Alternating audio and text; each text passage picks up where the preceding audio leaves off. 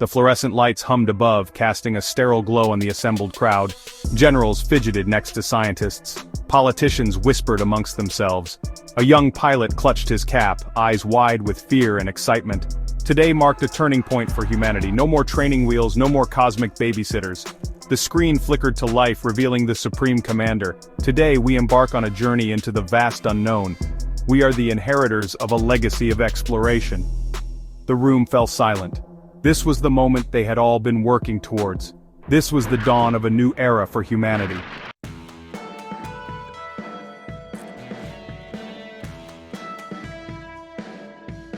The precursors, those enigmatic beings of pure energy and unfathomable knowledge, had been our guides, our mentors, some might even say our jailers.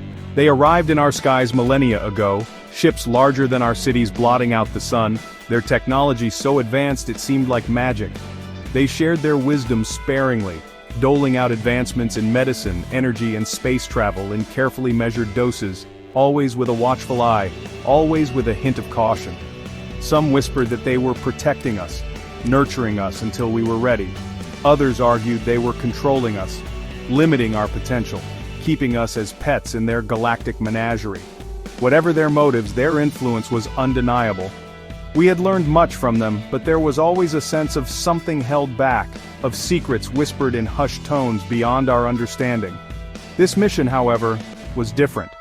This was not a joint venture, not a carefully orchestrated lesson in galactic diplomacy. This was us, humanity, taking the reins, stepping out from the shadow of our benefactors and into the blinding light of the galactic stage. The weight of their absence was palpable, a heavy silence where their guidance once was. But with that absence came a thrilling sense of freedom, a heady mix of fear and exhilaration. The future was unwritten, the stars our canvas. The young pilot, gazing at the screen, felt a surge of pride. They were ready. They had to be. The legacy of the precursors, for better or worse, had led to this moment. Now it was their turn to write their own story.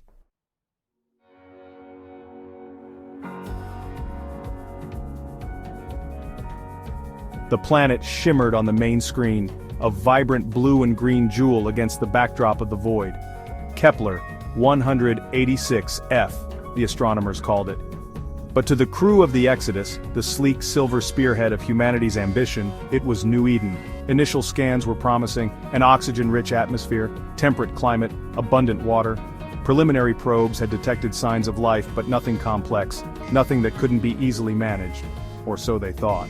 Estimated time to arrival, 30 hours, announced the ship's AI, its calm synthetic voice echoing through the bridge. The crew, a carefully selected mix of scientists, engineers, and soldiers, buzzed with nervous energy. After decades of planning, years of travel, their destination was within reach. They were about to set foot on a world untouched by human hands, to breathe air unfiltered, to drink water straight from a pristine source. The possibilities, like the universe itself, seemed endless. The young pilot, his stomach doing somersaults, allowed himself a small smile. He imagined lush forests teeming with strange creatures, crystal clear lakes reflecting a sky painted with unfamiliar constellations. He imagined the first human settlement, a beacon of light and hope on an alien shore. This was their chance, their opportunity to prove themselves, to build a new home among the stars. This was their chance to show the precursors, to show the galaxy, what humanity was truly capable of. This was their chance to write their names in the annals of history, to become the pioneers of a new era. This was their chance to make New Eden live up to its name.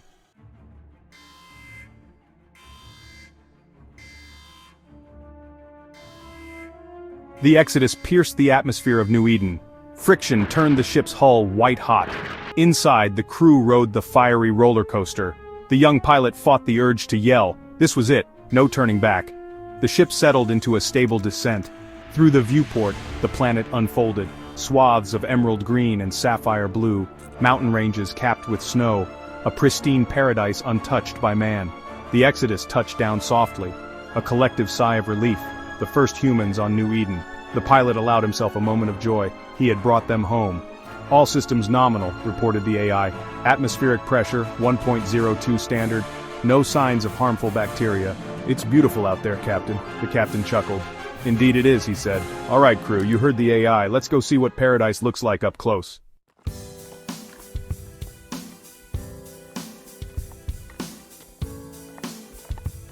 The first steps on New Eden were hesitant, tentative.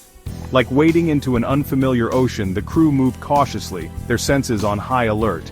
The air, surprisingly sweet and clean, vibrated with the chirps and whistles of unseen creatures. The sun, a pale yellow disk in the alien sky, cast long shadows that danced and swayed in the gentle breeze. It was alien, yet familiar, unsettling yet strangely comforting. Scientists, armed with scanners and probes, fanned out, their eyes wide with scientific curiosity. Geologists marveled at the strange, iridescent minerals that littered the ground. Botanists gasped at the sight of towering trees with bark that shimmered like opals, and leaves that pulsed with an inner light. Zoologists, their nets at the ready, chased after brightly colored insects that flitted through the air on wings of gossamer. Everywhere they looked, there was something new, something wondrous to discover. The planet was a treasure trove of biological and geological wonders, a testament to the boundless creativity of the universe. And yet, for all its beauty, for all its diversity, there was a strange stillness to the air, a sense of waiting, as if the planet itself was holding its breath. The young pilot, tasked with security detail, scanned the horizon, his pulse rifle held loosely in his hands. He had been trained to expect the unexpected, to be wary of the unknown. But there was something about this place, something about the silence, that made the hairs on the back of his neck stand on end. He couldn't shake the feeling that they were being watched.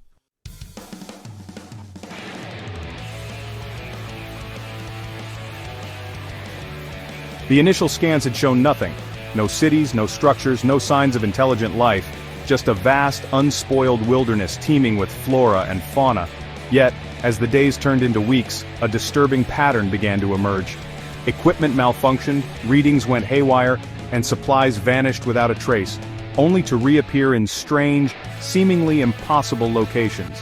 At first they dismissed it as simple errors, glitches in the system, the inevitable hiccups of operating in an alien environment. But the incidents became more frequent, more brazen. A rover, its tracks clearly visible in the red dust, vanished without a trace, only to reappear miles away, facing the opposite direction. A weather balloon, sent to study the upper atmosphere, plummeted to the ground, its instruments smashed, as if it had been deliberately yanked from the sky. The scientists, their initial excitement tempered with a growing unease, scratched their heads and muttered about strange magnetic anomalies, about unknown atmospheric phenomena. But the pilot, his instincts honed by years of training, knew better. This was no natural phenomenon. Something was out there, something intelligent, something that didn't want them there. "We need to be careful," he warned the captain, his voice tight with concern. "Something's not right here. These incidents, they're not random, something's messing with us." The captain, his face etched with worry lines, nodded grimly. "I know," he said, his voice barely a whisper. "I know, but we can't let fear paralyze us. We need to find out what's going on, and we need to do it fast." The breakthrough, when it came, was both unexpected and utterly absurd. Dr. Anya Petrova stumbled upon a cave hidden behind a waterfall. The entrance, concealed by cascading water, was easily missed. Anya, piqued by a faint humming sound, stepped through the watery curtain. The cave was surprisingly dry and spacious. The air hummed with unseen energy. In the center, a massive metallic sphere. It pulsed with life, covered in intricate patterns. Anya reached out to touch it. The sphere emitted a high-pitched whine. The light intensified to a blinding white. Anya stumbled back, disoriented. The light subsided, the sphere silent and enigmatic. Anya knew she had found something extraordinary. This was no natural phenomenon. This was something alien, something wonderful, something terrifying.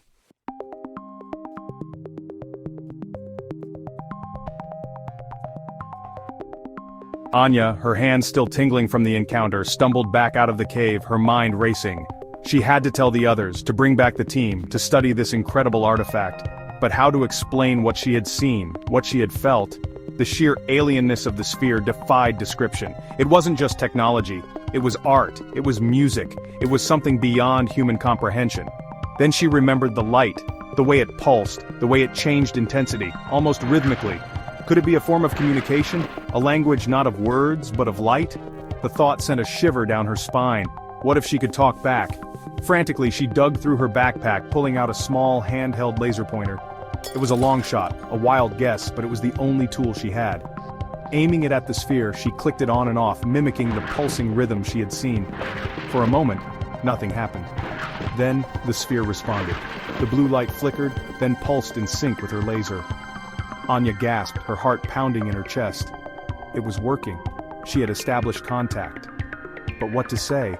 How to communicate with a being that spoke in light? She took a deep breath and tried the simplest message she could think of. ... SOS. A universal cry for help, a plea for understanding.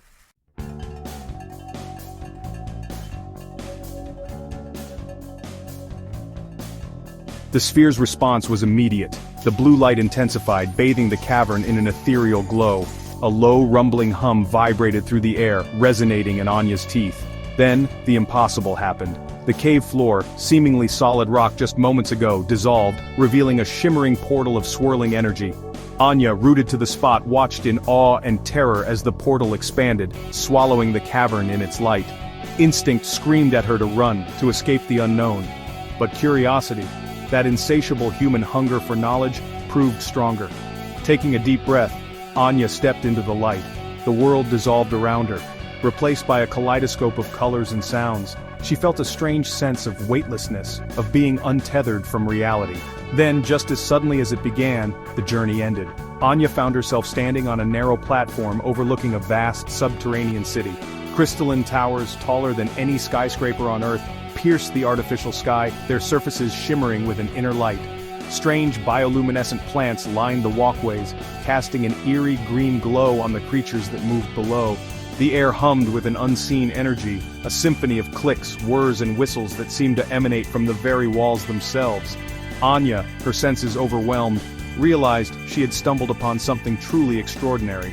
This was no primitive settlement. This was a civilization advanced far beyond anything humanity had ever known. And she, Anya Petrova, the clumsy geologist with a penchant for trouble, had just become the first human to ever set foot inside.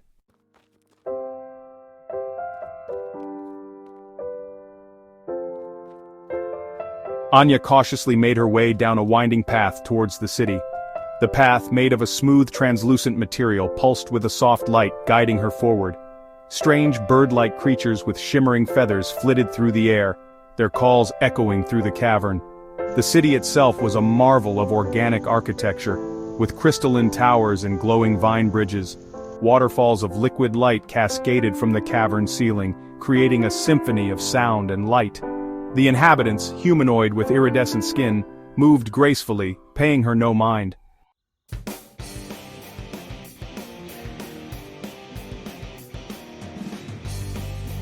The city was a sensory overload with new sights and sounds everywhere. The air vibrated with a low, constant hum, resonating with something primal within Anya. She noticed the hum had a pattern, a rhythm, harmonizing all other sounds into a coherent whole. The hum was a language of vibrations and energy, unifying the city and its inhabitants. Anya realized the sphere was a translator, a bridge between their world and hers.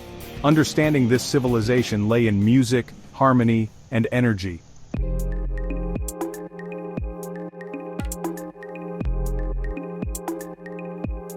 Anya decided to test her theory in a quiet park filled with bioluminescent flowers. She focused on the hum, feeling it resonate within her soul. She thought of the sphere and began to hum along, lost in the music. A presence appeared beside her, one of the city's inhabitants. It was tall and slender with iridescent skin and large black eyes. The creature regarded her with curious wonder and then smiled. Anya felt a connection, a shared understanding through the hum.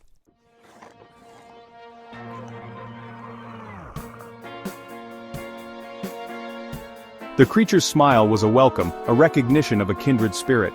It offered her a glowing, pulsing fruit, which she hesitantly ate. The taste was unique, spreading a tingling sensation through her body. As they hummed together, images of the city's history and culture flashed through Anya's mind. She saw their arrival, struggle, and evolution in this subterranean world. The hum unlocked a hidden part of her brain, allowing her to process the information. Anya understood the city's deep connection to the planet and its energy.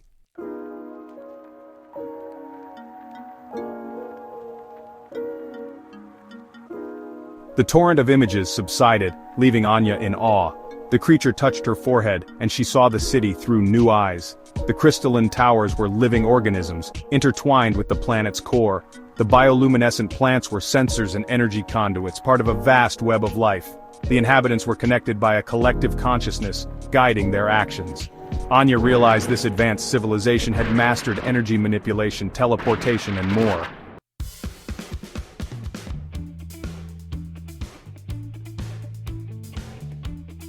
News of Anya's discovery spread quickly through the human camp. Scientists were astounded by her story, and the evidence she brought back. The captain contacted Earth, and all resources were diverted to New Eden. The precursors, intrigued, arrived in a dazzling display of light and energy.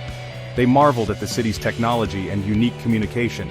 For the first time, the precursors respected the humans for their remarkable achievement.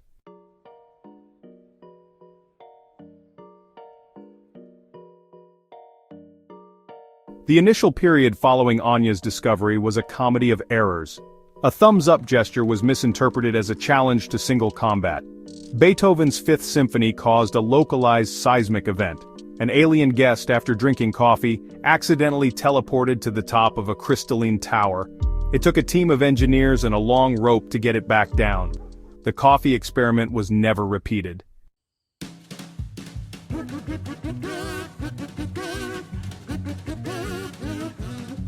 Communication relied heavily on gestures, leading to misunderstandings.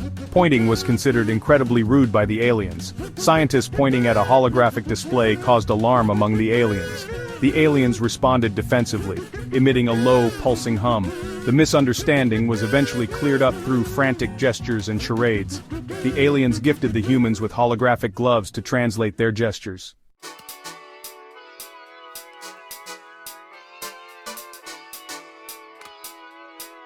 Human engineers introduced the aliens to the game of pool. The aliens, with their advanced abilities, found the game laughably simple. They manipulated gravity to sink all the balls in a single motion.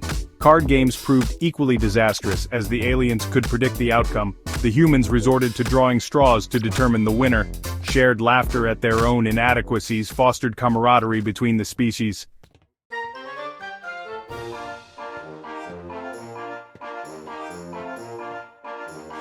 Music, as they say, is the universal language. Unless, of course, you're dealing with an alien species whose idea of music involves modulating the resonant frequencies of crystalline structures. The humans learned this the hard way when they tried to share some of their own musical traditions with their alien hosts. It all started innocently enough. A group of soldiers, feeling a little homesick, decided to have an impromptu jam session in the mess hall. They had guitars, drums, even a battered saxophone that had seen better days. They played everything from classic rock to country to a surprisingly soulful rendition of Freebird. The aliens, intrigued by the unfamiliar sounds, gathered around, their large black eyes watching with intense curiosity. The humans, encouraged by their audience, played with gusto, their music echoing through the cavern. And then, it happened. The cavern, as it turned out, had a rather unfortunate acoustic property. At a certain frequency, the sound waves resonated with the crystalline structures of the city, amplifying them to a deafening volume. The result was a cacophony of noise that sent the aliens scrambling for cover, their sensitive auditory organs overwhelmed. The humans, their ears ringing, stopped playing and looked around in confusion. The cavern, bathed in an eerie, pulsing light show, seemed to throb with the aftershocks of their sonic assault. It took a while for the chaos to subside. The aliens, once they recovered, were surprisingly good-natured about the whole incident. They even admitted, through a series of intricate light displays and humming sounds, that they found the experience stimulating. Of course, they might have been just being polite. From that day forward, the humans were politely asked to keep their musical endeavors to a minimum, or at the very least to avoid playing Freebird.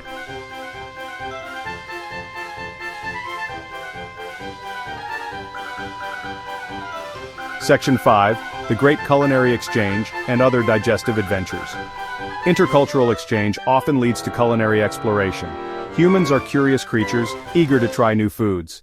Aliens were equally curious about human food. The first exchange was quite an experience. Humans prepared a feast of earthly delights. Aliens, used to bioluminescent fungi, were curious. One brave alien tried pizza first. It cautiously took a bite. The look on its face was interesting. A mix of surprise and confusion, it chewed thoughtfully, then swallowed, then reached for another slice. Humans sighed in relief, but their relief was short-lived. Human and alien digestive systems clashed. The next hours were chaotic. Aliens recovered quickly. They offered humans their cuisine. Humans hesitated but agreed. They tried the alien food. It looked like glowing jellyfish and tasted like lime jello.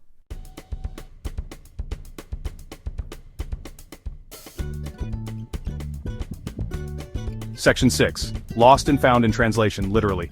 Communication remained a challenge. The universal translator struggled with nuances. This led to amusing, awkward situations. A human engineer's compliment went hilariously wrong. The alien took it in stride. The alien's return compliment was equally funny. Then there was the welcome banner incident. The human's banner read, "Please don't eat us." The universal translator defaulted to literal translations. The alien delegation had a sense of humor. They gifted a more accurate translator. It was an improvement, but not perfect. With the universal translator, one could never be quite sure.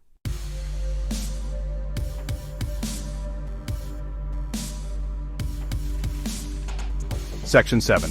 When day meets night, and everyone needs a nap. One of the more logistical challenges of intercultural exchange was the difference in sleep cycles.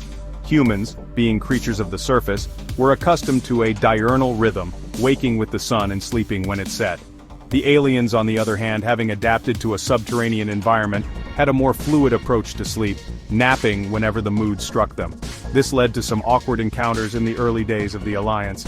Imagine, for example, a group of human diplomats, dressed in their finest uniforms, arriving for an important meeting, only to find their alien counterparts sound asleep, their iridescent skin glowing softly in the dim light of the cavern.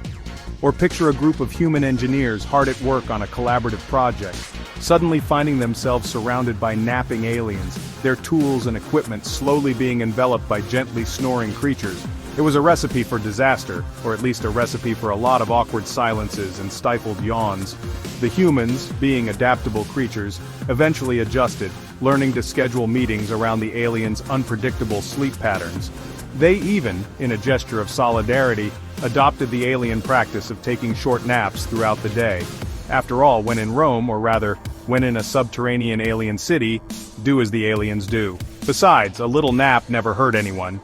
Except perhaps for the time a particularly sleep-deprived engineer accidentally dozed off while operating a heavy piece of machinery. Let's just say that the resulting dent in the side of the alien embassy was a constant reminder of the importance of cross-cultural sensitivity, and maybe a little more sleep.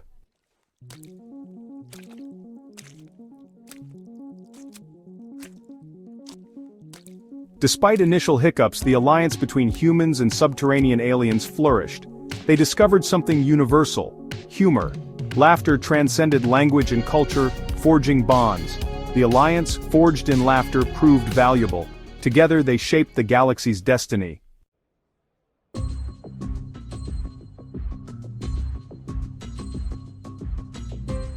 The cavern, once a place of mystery, was now a bustling hub of interstellar cooperation. Human and alien scientists worked side by side, their languages a mishmash of clicks, whistles, and jargon. The air hummed with the energy of discovery, of barriers being broken. Humans marveled at the aliens' mastery of energy manipulation. Imagine a world where power plants were replaced by crystalline structures, buildings that seemed to grow organically, dictated by energy fields, transportation systems that made light speed look slow, a technological wonderland beyond human understanding.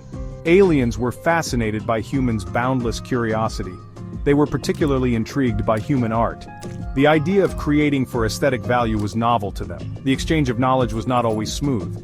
Human engineers once explained the internal combustion engine. The aliens, advanced in physics, listened patiently. After a long silence, an alien asked, "But why?" "It's so inefficient." Humans mumbled about the open road and engine roar. Aliens never quite understood the human fascination with controlled explosions.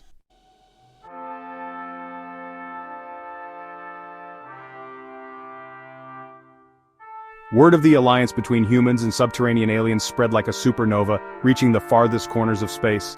Other civilizations took note. The Galactic Empire held its breath.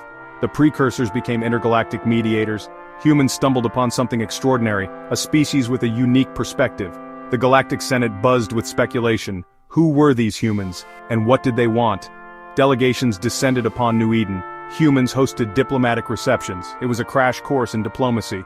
There were misunderstandings, and the occasional teleportation mishap. But humans navigated galactic politics with enthusiasm and luck.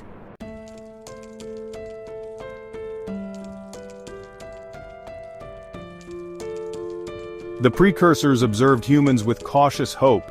They had taken a gamble, sharing knowledge, guiding development. Humans navigated intergalactic diplomacy, achieving the impossible. They forged alliances, avoided wars, and brought peace. Yet they remained human, prone to mistakes and misunderstandings. Their imperfections made them interesting.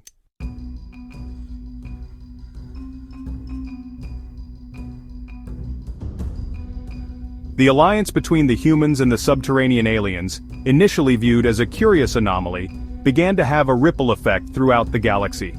Other species, inspired by this unlikely partnership, began to re-examine their own prejudices and assumptions. Old rivalries thawed, new dialogues opened, and the Galactic Senate, to the astonishment of its most cynical members, found itself actually accomplishing things. It wasn't all smooth sailing, of course. There were those who resisted change, who clung to old hatreds and entrenched ideologies. There were those who saw the human-alien alliance as a threat, a disruption to the established order. And there were those who simply couldn't resist the opportunity to exploit the situation for their own gain. The galaxy, after all, was a big place, filled with a dizzying array of species, each with its own history, its own agenda, and its own unique capacity for both good and evil. The humans, with their talent for attracting trouble, found themselves caught in the middle of more than a few intergalactic squabbles. There was the time they accidentally brokered a peace treaty between two warring factions, only to discover that the treaty was written in a language that could only be understood by a species of sentient fungi with a rather unfortunate tendency to explode when startled. There was the incident where they inadvertently triggered a galactic fashion trend after a group of human engineers, their uniforms stained with grease and alien slime, were mistaken for avant-garde designers. And then there was the time they almost started an intergalactic war by introducing the concept of practical jokes to a species that communicated entirely through telepathy.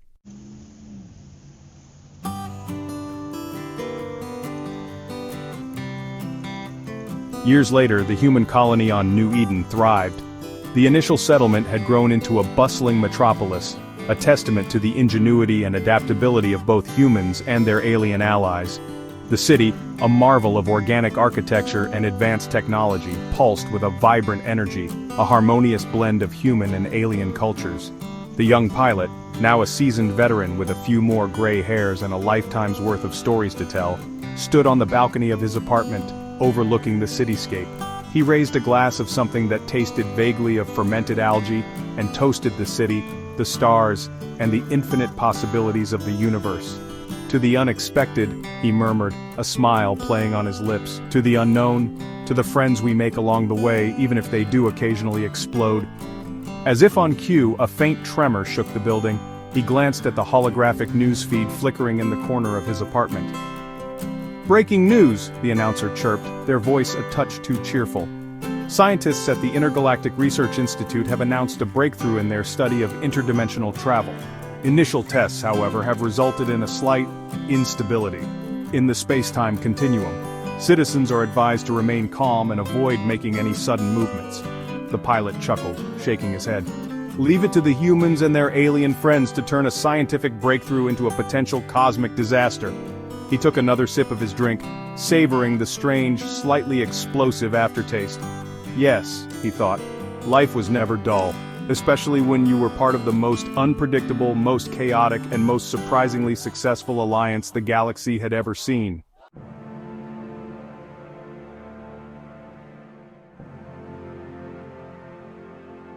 The humans, once confined to their little blue planet, had stepped out onto the galactic stage and, through a combination of luck, ingenuity, and a healthy dose of humor, managed to not only survive, but thrive. They had challenged the Galactic Empire's preconceived notions of what it meant to be a spacefaring civilization, proving that power wasn't just about advanced technology or military might, but about the ability to connect, to collaborate, and to find common ground with even the most unlikely of allies. Their city on New Eden, a beacon of cooperation and innovation, stood as a testament to the potential of this new chapter in human history. Gone were the days of isolation, of fear-driven competition, of clinging to the familiar.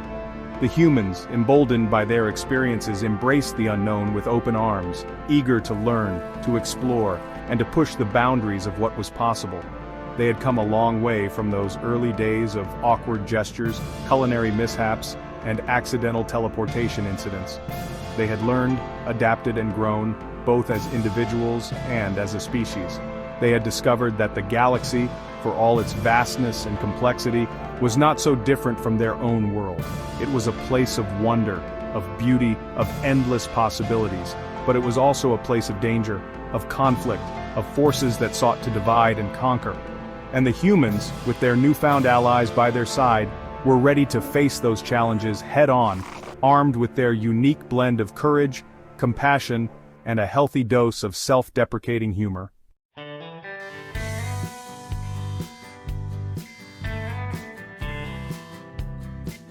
The precursors, observing from a respectful distance, allowed themselves a rare moment of satisfaction.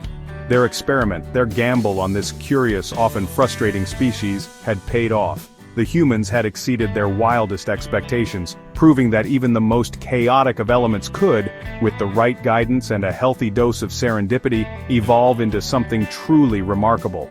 They had watched as the humans stumbled, learned, and ultimately thrived, carrying the torch of knowledge and understanding into the darkest corners of the galaxy. They had witnessed firsthand the power of human ingenuity, their ability to find solutions where others saw only problems, their relentless drive to explore, to connect, to build bridges instead of walls. The precursors knew that their role in humanity's story was coming to an end. The time had come for the students to surpass their teachers, to forge their own path among the stars. They had faith that the humans, guided by the lessons they had learned and the friendships they had forged, would continue to surprise, to inspire, and to occasionally exasperate the galaxy for eons to come. And perhaps, just perhaps, they would even manage to avoid blowing up the universe in the process. As the precursors prepared to depart, their presence fading like a whisper in the cosmic wind, they left behind a legacy not of technology or power, but of something far more enduring. A belief in the potential of a species that dared to dream beyond its own world, a species that embraced the unknown with a sense of wonder and a healthy dose of laughter.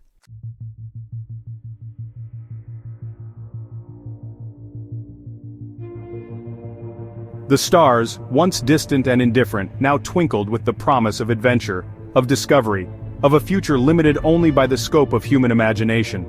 Mankind, no longer confined to the cradle of Earth, had come of age, their footprints on the moon merely the first tentative steps on a journey that would span galaxies and redefine the very meaning of existence. The alliance forged in the heart of New Eden, a testament to the power of cooperation and understanding, had sent ripples of change throughout the galactic community. It was a beacon of hope in a universe often defined by its vastness and indifference, a reminder that even amidst the chaos and uncertainty, there was always the potential for connection, for growth, and for something truly extraordinary to emerge from the most unexpected of encounters. The journey, of course, was far from over. There would be challenges, setbacks, and moments of doubt. But the humans, armed with their indomitable spirit, their insatiable curiosity, and their uncanny ability to turn a cosmic crisis into a reason to share a laugh, were ready to face whatever the universe threw their way. Mankind, once a fledgling species clinging to a small blue planet, had taken flight, their laughter echoing through the cosmos, a testament to the enduring power of hope, of friendship, and of the boundless potential that lay within every human heart. The future, once a distant dream, was now theirs to shape, to explore, to make their own. Mankind, Ascendant.